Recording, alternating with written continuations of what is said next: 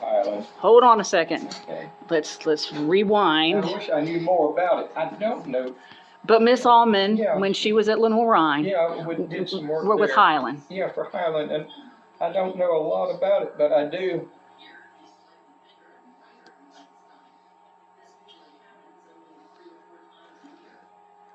Now, when you say she did work for Hylan, Yeah, she was in college. I think she did some design work. Oh, she did some design work for them. Okay, but I never knew a lot about it. And I think there's some information on it. I know Steve Thompson was working on some stuff about Hylan. There is a Hylan book, and it could be Steve's and it may be. book. I've never seen it. They have it down at the pottery I'm sure center.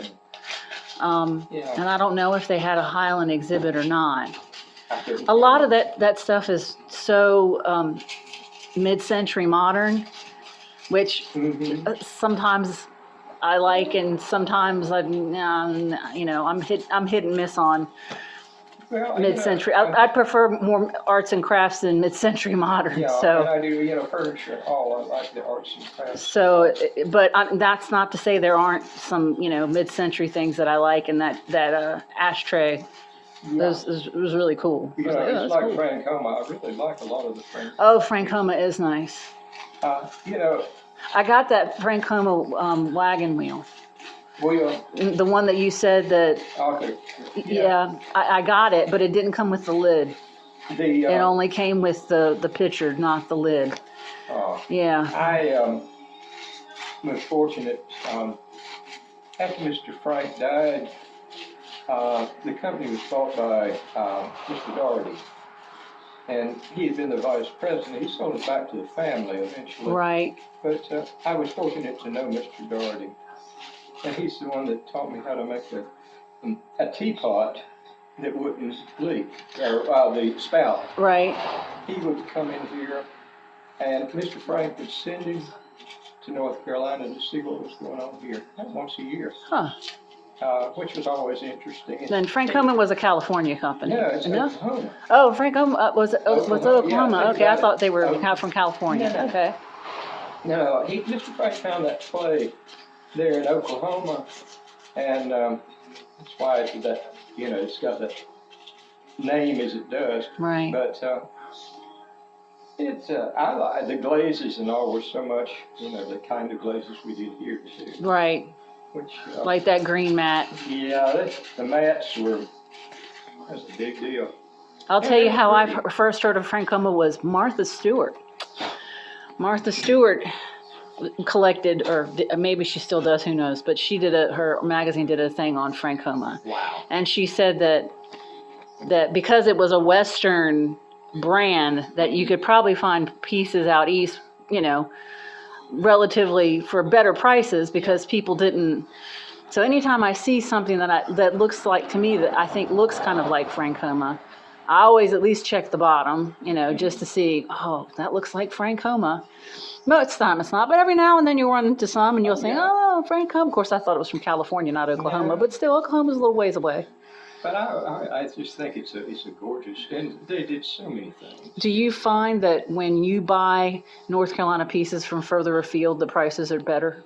Well, I think so. A lot of times, it's like, the last is my collecting the family rifles. Right. Yeah, I ended up the last two bizarre. One came from Anaheim, California, and one came out of Maine. Right. I remember the one from Maine you were talking about. Well, the one from California, if it had sold around here, it would have sold for $20,000, and because it's a special presentation gun, and it sold for $1,200 over there in California. So, it's one of those things. And I think pottery too. I bought one of my favorite Wayne Cole pieces came out of Florida. Right. And it's one of those large. Oh, yeah, you told me the one that, yes. Yeah, and it's, I paid $100 for it there and had it shipped for $100. I mean, everything was $100. Wow. I've seen, I lost one like that. I was going to buy in Philadelphia and couldn't figure out how to get it home.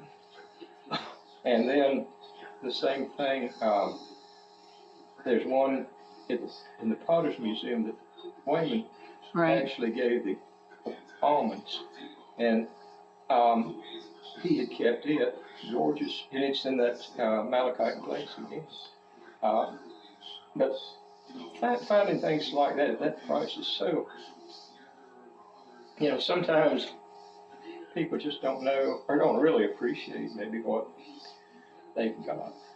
And I found a nice, my favorite piece of Stephen's Cameo is that medallion.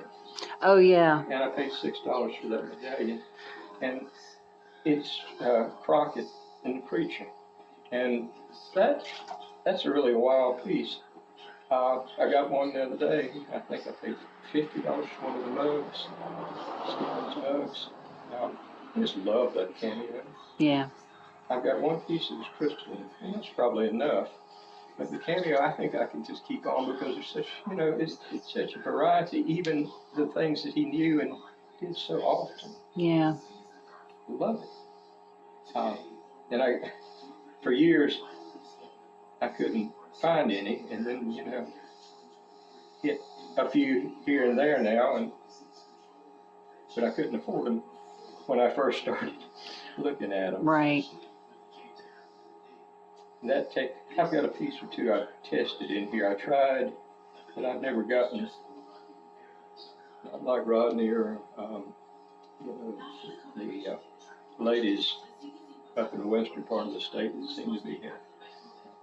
Marjorie Pittman and all that have been very successful with it. Right. So you tried to do I tried it, but I haven't got, it's like I've got a really good idea of how I think Maston did some of the swirls. And